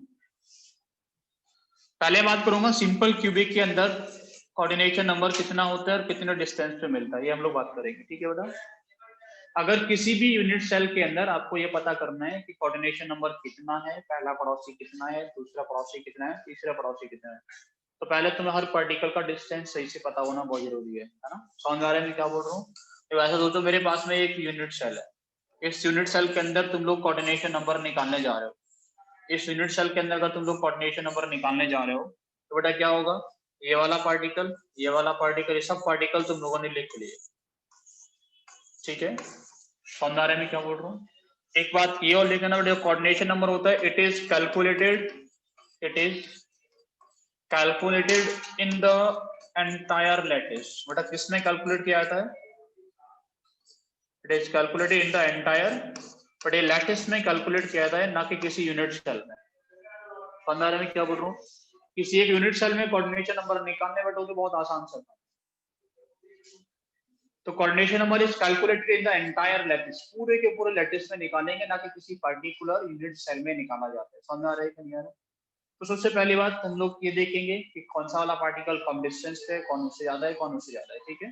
फिर निकालेंगे कोऑर्डिनेशन नंबर। समझ आ रहा है कि नहीं आ रहा। फिर निकालेंगे कि कौन कितने, देखो यहाँ से तक का डिस्टेंस क्या होगा, ए, ये पार्टिकल का डिस्टेंस बताओ मुझे, बट ये वाले पार्टिकल का डिस्टेंस क्या है, ये पार्टिकल डिस्टेंस ए है, ये पार्टिकल का डिस्टेंस ए है, ये पार्टिकल का डिस्टेंस ए है। यस सर, नो सर, किसी को इसमें कोई कंफ्यूजन, देखो कंफ्यूजन है क्या किसी को। यहाँ से तक का डिस्टेंस ए, यहाँ से तक का डिस्टेंस ए, यहाँ से तक का डिस्टेंस ए, ठीक है। समझ आया क्या, कोई समस्या तो नहीं किसी को। ये पार्टिकल का डिस्टेंस कितना होगा, फेस डायगोनल √2 है, और ये फेस के लॉन्ग जाओगे कि नहीं जाओगे, हाँ या ना। Yes sir. ये पार्टिकल का डिस्टेंस कितना होगा बेटा, √2 है। ये पार्टिकल का डिस्टेंस कितना होगा, √2 है। ये पार्टिकल का डिस्टेंस कितना होगा, √3। ये डिस्टेंस तुम लोगों को पहले पता होना चाहिए, सबसे पहले बात। समझ आ रहा है मैं क्या बोल रहा हूँ। डिस्टेंस पता है, पता चल गया किसी पार्टिकल का कितना है, नहीं पता तो भी निकाले फेस डायगोनल का डिस्टेंस कितना निकाले, तो √2 है। बॉडी डायगोनल का √3, एज का ए, बॉडी सेंटर का डिस्टेंस कितना होगा, आधा of body diagonal √3a/2। Face centre का डिस्टेंस कितना होगा, आधा of face diagonal √2a/2, a/√2। ऐसे करके सोच लेंगे कि नहीं सोच सकते तुम लोग, अरे सोच सकते हो कि नहीं सोच सकते। चलो अभी यहां तक जो लिखा हुआ है उसको सोचो फिर, ठीक है। तो सबसे पहला पड़ोसी जिसको तुम लोग बोलोगे कोऑर्डिनेशन नंबर, वो कितने डिस्टेंस से मिल रहा है बेटा, ए डिस्टेंस से मिल रहा है, आया ना। सबसे पहला पड़ोसी जिसको तुम लोग बोलोगे कोऑर्डिनेशन नंबर, पहला पड़ोसी जिसको तुम लोग क्या बोलोगे बेटा, जिसको तुम लोग बोलोगे कोऑर्डिनेशन नंबर कितने डिस्टेंस से मिल रहा है बेटा, ए डिस्टेंस में, ठीक है। अब देखो पहले हम लोग सोच लेते हैं, तो ठीक है सोच लेते हैं, पार्टिकल किसके अलोंग मिल रहा है बेटा, एक एज के अलोंग मिल रहा है। एक कॉर्नर से कितने एज ड्रॉ कर सकते हो, एक कॉर्नर से कितने एज ड्रॉ कर सकते हो बताओ, 6 एज ड्रॉ किया जा सकता है। एक कॉर्नर से कितने बॉडी डायगोनल ड्रॉ कर सकते हो, 8 ड्रॉ कर सकते हो। मैं क्या बोल रहा हूँ, समझ में आ रहा है। एक कॉर्नर से 8 बॉडी डायगोनल ड्रॉ किया जा सकता है, क्योंकि वो 8 क्यूब में शेयर होता है। हर क्यूब के अंदर एक डायगोनल ड्रॉ कर दो, क्या परेशानी। एक क्यूब के अंदर से कितना एज ड्रॉ कर पाओगे, 3 दिख रहा है, एक इसके सामने, एक इसके सामने, और एक इसके सामने, 6 तो पॉसिबिलिटी है, अरे हाँ या ना। यहाँ ए डिस्टेंस ऑफ पार्टिकल, तो यहाँ भी ए डिस्टेंस ऑफ पार्टिकल होगा, यहाँ ए पे तो नीचे भी ए पे होगा, इधर ए पे इधर भी ए पे होगा। इतना सोचना बड़ा मुश्किल सा काम हो जाए। समझ आ रहा है क्या होगा, तो सिंपल मैं एक लॉजिक दूंगा उससे निकालेंगे। तुम लोग सिर्फ एक यूनिट सेल के अंदर निकाल लो, बस खत्म कोऑर्डिनेशन नंबर, ठीक है ना। क्या तो इतना सोचो, 6 समझ में आ रहा है कैसे आया, अब सोचो बेटा कैसे निकालेंगे वो सुनो। बेटा ये पार्टिकल का कंट्रीब्यूशन कितना होता है, तो 1/8 के लिए कितना पार्टिकल मिला तुम लोगों को, कितना मिला, 3, हाँ या ना। एक यूनिट सेल, 1 2 3, इसमें भी दिक्कत हो गई, पहले तो बता रहे 3 मिल रहे हैं। 1/8 के लिए कितना मिला बेटा, समझ में आ रहा है सभी को, आया ना। किसके अंदर निकाल लोगे, एक क्यूब के अंदर कितना मिला, तो 1/8 के लिए कितना मिला, 3। समझ में आ रहा है सभी को। 1 के लिए कितना मिलेगा, 1 के लिए मिलेगा 6, 1 के लिए कितना मिलेगा 24, 1/8 के लिए 3 है, तो 1 के लिए 6 कैसे हो गया, कहाँ से कैलकुलेशन लगाया तुमने, तो मैथ्स का ट्यूशन लो अभी। और 1/8 के लिए कितना मिला 3, तो 1 के लिए कितना होगा 24, क्या 24 कोऑर्डिनेशन नंबर है, नहीं। एक्चुअल में इस 24 में मैंने एक आइटम को कई बार काउंट कर लिया है। 15 में क्या बोल रहा हूँ, कितनी बार काउंट कर रहे हैं तुम लोगों को भी दिख रहा है, 4 बार काउंट किया है, दिख रहा है ना, क्योंकि तुम लोगों को पहले से पता है 6 कोऑर्डिनेशन नंबर है। लेकिन एक्चुअल में क्या होता है, ऐसे जब कैलकुलेशन करोगे 1/8 के लिए कितना मिला, 1 के लिए कितना मिला, तो उसमें क्या होता है, रिपीटेशन होता है। क्या होता है, मेरे हाथ में रिपीट करो, क्या होता है बेटा, रिपीटेशन होता है। समझ में आ रहा है मैं क्या बोल रहा हूँ? तो तुम लोगों को क्या करना पड़ेगा, उस रिपीटेशन को अवॉइड करना पड़ेगा, और उस रिपीटेशन को हटाना पड़ेगा कि पार्टिकल को कई बार कर, बेटा इधर सुन लो, फिर नहीं आएगा समझ, पूछो को सर कहाँ से बताया, तो यहाँ कुछ डिवाइड करूंगा फिर बोलोगे सर कैसे डिवाइड कर दिया तुमने। ठीक है, तो बेटा क्या बोल रहा हूँ मैं, समझ में आ रहा है? 1/8 के लिए निकाला पहले पार्टिकल, तो 1/8 के लिए आ गया, फिर 1 के लिए निकाला। 1 के लिए जो निकालोगे ना पार्टिकल, उसमें एक्चुअल में क्या होता है, एक पार्टिकल को कई बार कैलकुलेट किया गया होता है। ठीक है, एक पार्टिकल कई बार रिपीट रिपीट करके हम लोगों ने काउंट कर लिया, तो उस रिपीटेशन को अवॉइड करना है, कितने बार रिपीट किया गया वो पता करना है। ठीक है बेटा, तो रिपीटेशन को अवॉइड करने के लिए आप लोग क्या करोगे, जो पार्टिकल है ये और ये एक दूसरे के कोऑर्डिनेशन नंबर है, इसको एक लाइन से ज्वाइन कर लो। किसके अलोंग गए बेटा तुम लोग, बोलो जल्दी से, किसके अलोंग, एज के अलोंग। एज कितने में शेयर होता है, उससे इसमें डिवाइड कर दो। एक एज कितने में, जिसके अलोंग गए वो, अभी मत लिखो, सुनो मैं तुम लोगों से पूछूं सेकंड नियरेस्ट नेबर कितना होगा इसके अंदर, second nearest neighbour, second nearest कितने डिस्टेंस से मिल रहा है बताओ, √2a पे। 1/8 के लिए कितना मिल रहा है बेटा √2a पे, √2a पे कितना पार्टिकल है दिख रहा है तुम लोगों को, 1 2 3, √2 पे 3 मिल रहा है कि नहीं मिल रहा, 1/8 के लिए 3, 1 के लिए कितना मिलेगा बेटा 24। समझ में आ रहा है कि नहीं, यहाँ कितने से डिवाइड करें, कौन बताएगा कितने से डिवाइड करें बेटा, कितने से, 8 से डिवाइड करें। ये लाइन के अलॉन्ग आओगे तुम लोग, अरे हाँ या ना, ये लाइन किसके अलॉन्ग आ रहा है बताओ, फेस के अलॉन्ग, अरे फेस डायगोनल है ना, कितने में शेयर होगा, फेस डायगोनल, एक फेस कितने में शेयर होता है 25, बताओ तुम, वही तो बोलो, तो सुन लो, उससे बात मत करो, एक फेस कितने में शेयर होता है, इसलिए 2 से डिवाइड कर दिए। नहीं समझ में आया, 2 पार्टिकल्स, कोई बोल रहा था बेटा सुना करो सही से। एक पार्टिकल हम लोग क्या कर रहे हैं कि जिस लाइन के अलॉन्ग जा रहे हैं ना बेटा, जो लाइन के अलॉन्ग हम लोगों को पार्टिकल मिला, वो देखो वो लाइन कितने में शेयर होता है, वो देखो वो लाइन कितने में शेयर होता है, कितने में शेयर होता है 2 में, फेस के अलॉन्ग है ना, फेस कितने में शेयर होता है 2 में, तो कोऑर्डिनेशन नंबर कितना मिलेगा 12, 100%। ठीक है, थर्ड नियरेस्ट नेबर निकालो, देखो थर्ड नियरेस्ट नेबर कितना है बताओ, 1/8, थर्ड नियरेस्ट से कितने डिस्टेंस पे, √3, 1/8 के लिए कितना मिलेगा बोलो, 1/8 के लिए कितना मिल रहा है, एक ही मिल रहा है, √3 पर एक ही पार्टिकल है। Yes sir.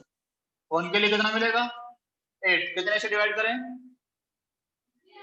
कितने से डिवाइड करें, यहां से यहां तक जाओगे, ये लाइन कितने में शेयर होगा, कहीं शेयर नहीं होगा, बॉडी डायगोनल कितने में शेयर होगा, कहीं शेयर नहीं होगा, बॉडी डायगोनल कहीं शेयर होता है क्या, अरे क्यूब के अंदर से आता है कि कहीं फेस वगैरह कहीं से आता है, क्यूब के अंदर से आएगा ना बॉडी डायगोनल, वो कहीं शेयर होगा क्या, नहीं होगा। ऐसे सोचना है कि फेस के अलॉन्ग गए, फेस कितने में शेयर होता है 2 में, 2 से डिवाइड कर दिए, एज के अलॉन्ग गए, एज कितने में शेयर होता है 4 में, 4 से डिवाइड कर दिए, वो क्यूब के अंदर गए कहीं शेयर नहीं होता तो 1 से डिवाइड कर लिए। समझ आ रहा है नहीं आ रहा, कोई दिक्कत है क्या किसी को, इसको कॉपी करो, दूसरा जब समझाऊंगा तो 100% आ जाएगा, इसको लिखो पहले जल्दी से।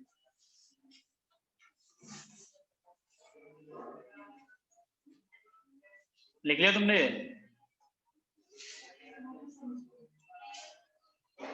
जल्दी से लिखो बेटा, फिर टाइम नहीं मिलेगा लिखने का।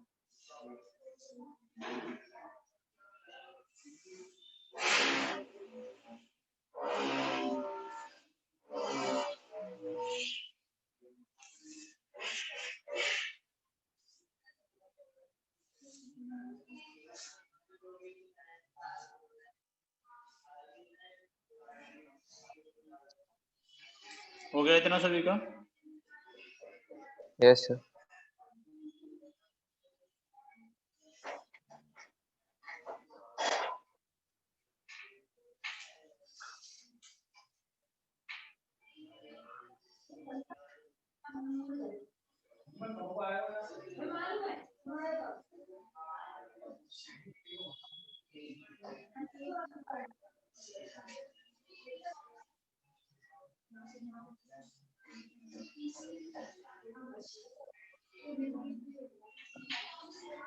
सुन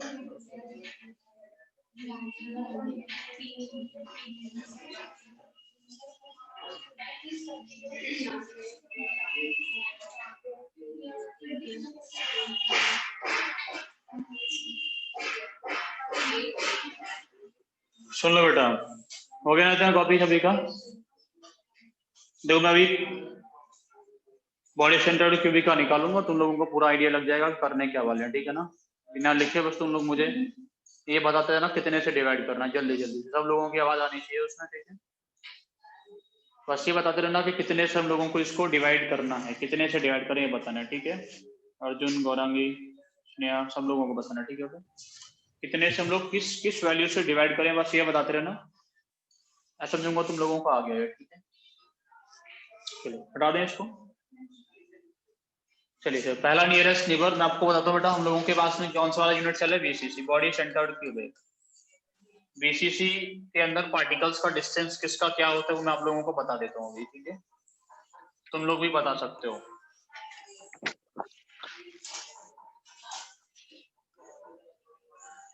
जहाँ पार्टिकल्स होंगे बेटा, हाँ या ना? कॉर्नर के साथ साथ में पार्टिकल कहाँ होगा? एक बॉडी सेंटर पे होगा। चलो, ये वाले पार्टिकल का डिस्टेंस क्या है बेटा? ए।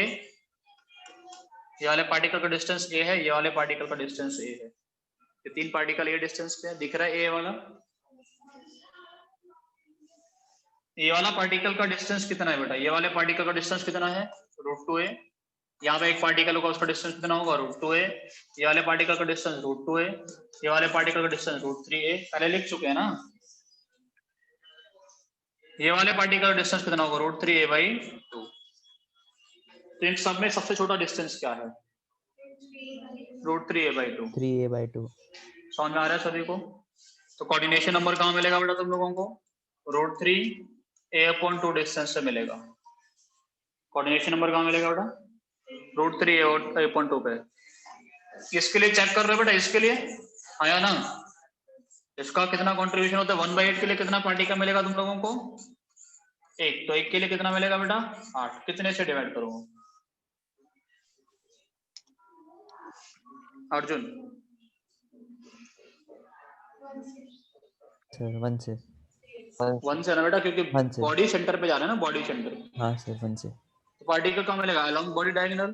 कितने में शेयर होता है? बॉडी डायगोनल तो बॉडी के अंदर जाता है। हाँ सर 1 अरे कहीं शेयर होगा क्या? नहीं होगा। कितने से डिवाइड करें? 1 से। कितना होता है? कोऑर्डिनेशन नंबर 8 होता है इसका। समझ आ रहा है कि नहीं आ रहा? आप चाहे तो ऐसा सोच सकते हो कि एक कॉर्नर कितने क्यूब में शेयर होता है? 8 में, है ना? और हर 8 क्यूब के बॉडी सेंटर पे एक पार्टिकल होगा, तो कितना हो गया? कोऑर्डिनेशन नंबर 8 हो गया। समझ आ रहा है कि नहीं आ रहा? एक कॉर्नर कितने क्यूब में शेयर होता है बेटा? 8 में। और हर 8 क्यूब के बॉडी सेंटर पे क्या होगा? एक कॉर्नर, एक पार्टिकल होगा। हर क्यूब के 8 क्यूब में सभी के बॉडी सेंटर पे एक पार्टिकल होगा कि नहीं होगा? होगा।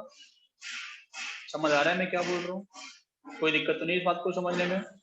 हर क्यूब के सेंटर पे एक पार्टिकल। 8 क्यूब्स होते हैं, 8 क्यूब के सेंटर पे एक पार्टिकल। तो कितना कोऑर्डिनेशन नंबर? 8। समझ आ रहा है कि नहीं आ रहा? ऐसे दूसरा निकालोगे तो किसके अलोंग मिल रहा है? एज के अलोंग कितने मिलते हैं? 6 पार्टिकल मिलते हैं, तुम लोगों को पता है। मैं तो तुमसे पूछूं सेकंड नियरेस्ट नेबर कितना होगा? तुम लोग बोलोगे सेकंड नियरेस्ट नेबर निकालोगे, कितने डिस्टेंस से मिलेगा? ए पे। 1/8 के लिए कितना मिलेगा बेटा? ए पे 3। 1 के लिए कितना मिलेगा? 24। कितने से डिवाइड करें? कितने से डिवाइड करें? 4 से। कितना मिल जाएगा? 6। तो भाई इधर जाएंगे तो एज के अलोंग जाएंगे ना। देखो ये डिस्टेंस एज के अलोंग गए कि नहीं गए? और एज के अलोंग एक एज कितने में शेयर होता है? 4 में, इसलिए 4 से डिवाइड कर दिया। तुम लोगों से पूछो थर्ड नियरेस्ट नेबर कितना होगा? थर्ड नियरेस्ट नेबर कितना होगा बताओ? कितने डिस्टेंस से मिलेगा बेटा? √2a पे। 1/8 के लिए कितना मिलेगा? √2a पे 3। 1 के लिए कितना मिलेगा? 24। कितने से डिवाइड करें बेटा? कितने से? कितने से? 2 से डिवाइड करें ना। अरे इधर से इधर जाओगे कितने में शेयर होगा ये लाइन? फेस के अलोंग जा रहे हैं, 2 में शेयर होगा। समझ आ रहा है कि नहीं आ रहा? कोई दिक्कत है क्या? ऐसे फोर्थ नियरेस्ट नेबर तुम लोगों से पूछा जाए, फोर्थ नियरेस्ट नेबर थोड़ा कितना डिस्टेंस से मिलेगा? एक पार्टिकल बचा हुआ है √3a वाला। 1/8 के लिए कितना मिलेगा बेटा? 1/8 के लिए कितना मिलेगा?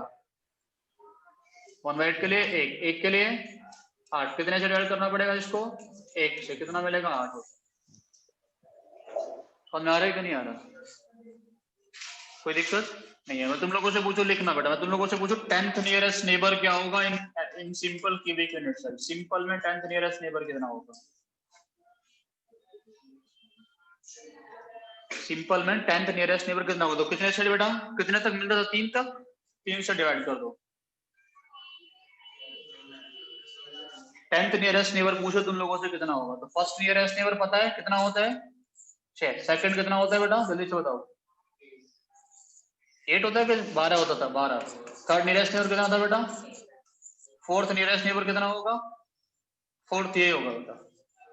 फिफ्थ क्या होगा? ये। सिक्स्थ क्या होगा? ये। समझ में आ रहा है कि नहीं आ रहा? 3 के बाद में रिपीट कर जाता है। 7th भी ये होगा, 8th ये होगा, 9th ये होगा, और 10th कितना मिलेगा हम लोगों को? 1।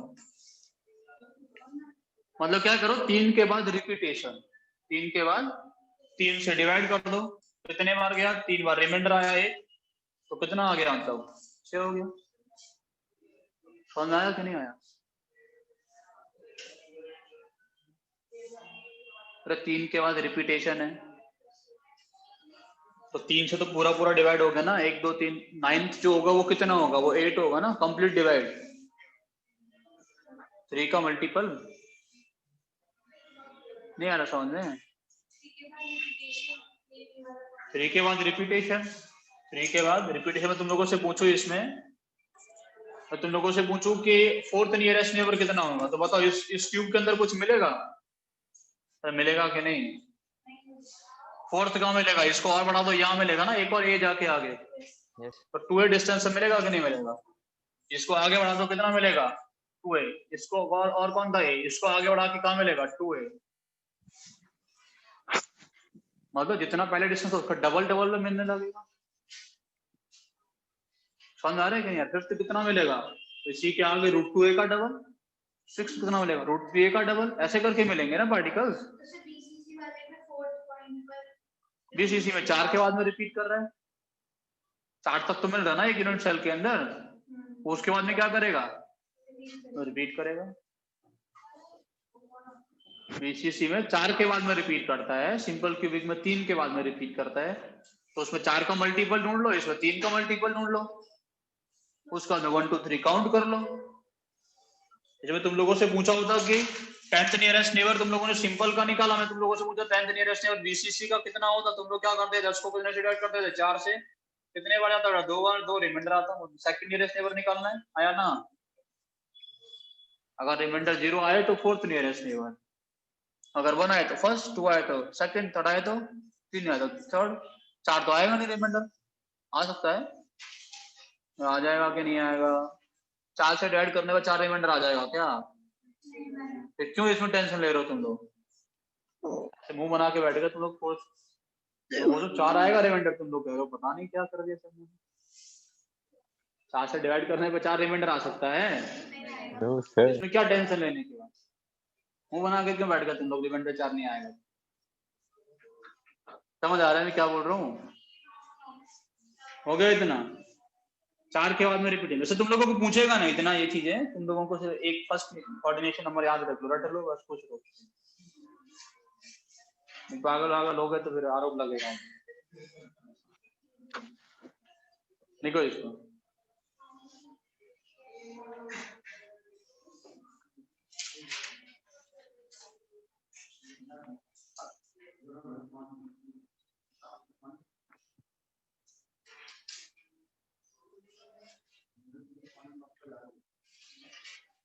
हो गया सर इतना? अरे हुआ कि नहीं? हो गया सर। सभी का हो गया है? आप फॉर्मूला लिखो, एक हेडिंग लिखो, density of the unit cell. अब एक और रह गया था एफसीसी। एफसीसी रह गया ना, तो एफसीसी का खुद से निकाल लेना। डिस्टेंस निकालना पार्टिकल्स का, फिर कुछ तुम लोगों को नहीं आए समझ तो पूछ लेना, ठीक है? एफसीसी के अंदर फर्स्ट तो तुम्हें पता ही 12 आएगा, कितने डिस्टेंस पे?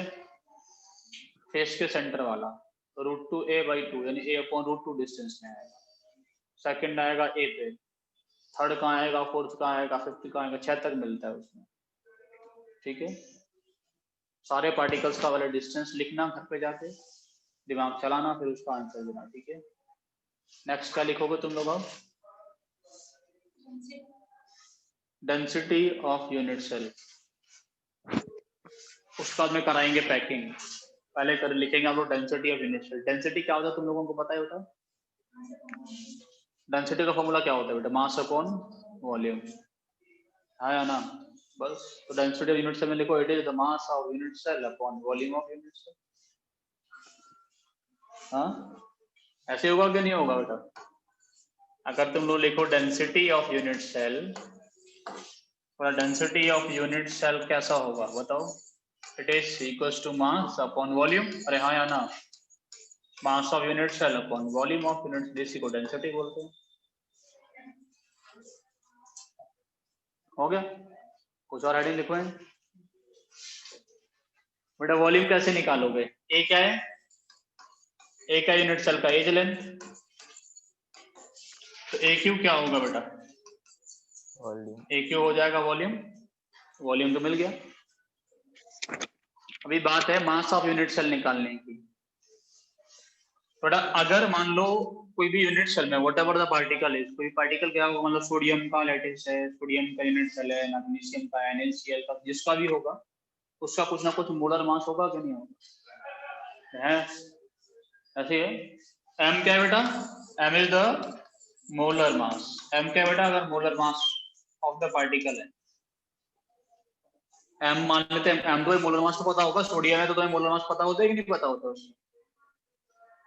है ना? NaCl होगा तो भी निकाल लोगे उसका, NaCl का मोलर मास निकालोगे कि नहीं निकालोगे? मोलर मास किस में आता है? जनरली ग्राम पर मोल, केजी पर मोल भी हो सकता है, जैसा भी होगा तुम लोग उससे उसको डील कर लोगे ना।